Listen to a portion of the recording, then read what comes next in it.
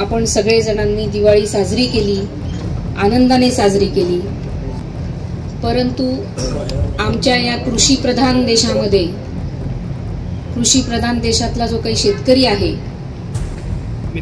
त्या शेतकऱ्याच्या घरात अंधार आहे। तो शेतकरी सुखी नाही, आनंदी नाही। कारण गेल्या 2 वर्षापासून शेतकऱ्याच्या मालाला भाव नाही।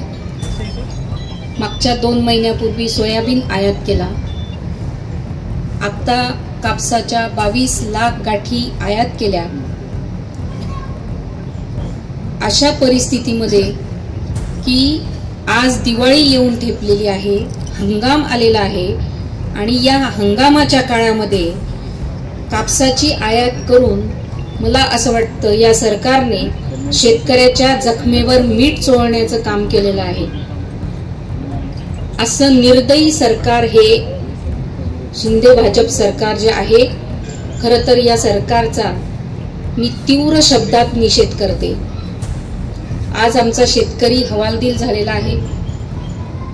जेव्हा त्यांनी बघितलं की कापसाच्या म्हणजे कापूस त्याचा उत्पन्न शेतातून त्याच्या घरात आलेला आहे आणि अशा परिस्थितीमध्ये कापसाच्या गाठी आयात करणं जे त्याच्या तोंडात आलेला घास हिसकावून घेण्याचं काम या सरकारने केलेलं आहे।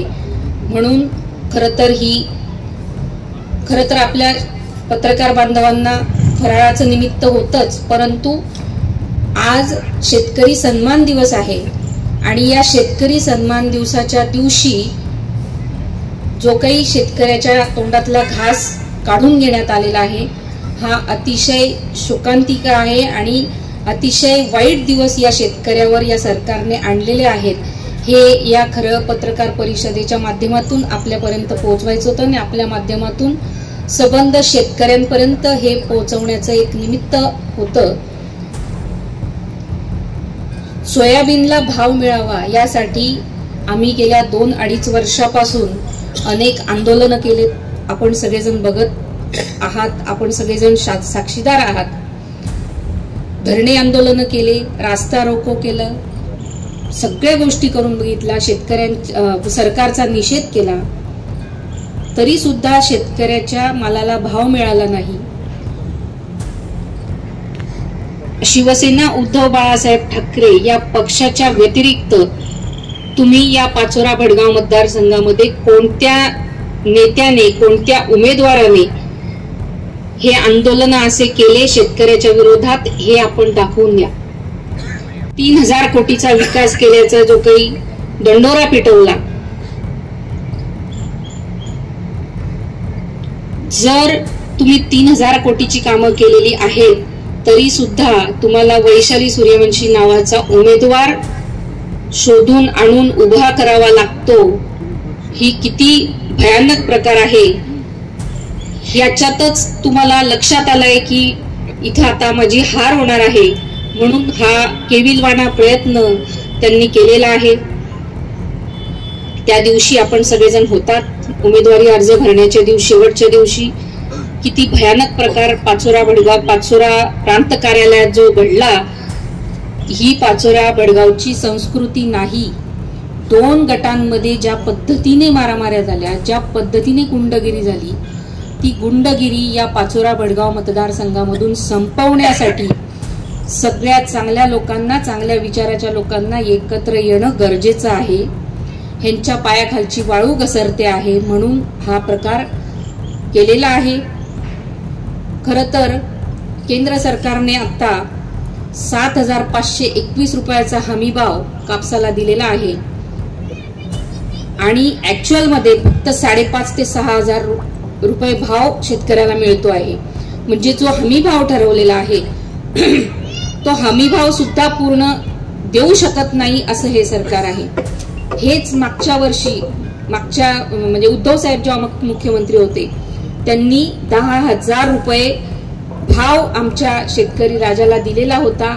अगदी कोरोनाचा सारखी महामारी असताना सुद्धा इतका चांगला भाव दिला असं हे शिंदे भाजप सरकार जे आहे ते शेतकऱ्यांचं शोषण करणारं सरकार आहे असं धडधडीत दिसतं आहे. मी आपल्या माध्यमातून शेतकरी बांधवांना आवाहन करेल की या जुमलेबाजांपासून आपण सावध राहा. यांना फक्त तुमची मतं पाहिजे आहेत. त्यांना माहिती आहे शेतकरी कुठेच जाणार नाही, म्हणून शेतकऱ्याला गृहीत धरलेलं आहे या जुमलेबाजांनी.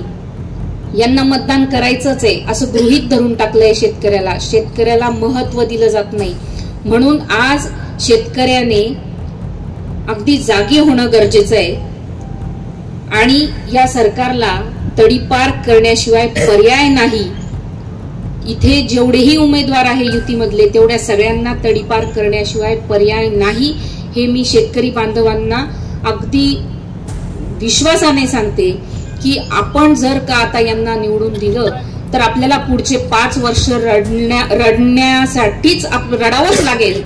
अशा पद्धतीचे 5 वर्ष राहतील. म्हणून आपल्याला जर चांगले दिवस आणायचे असतील तर आपण विचारपूर्वक मतदान केलं पाहिजे. जसं मी आता 2-2.5 वर्षापासून आपण बघत आहात, मी शेतकरी बांधवांसाठीच.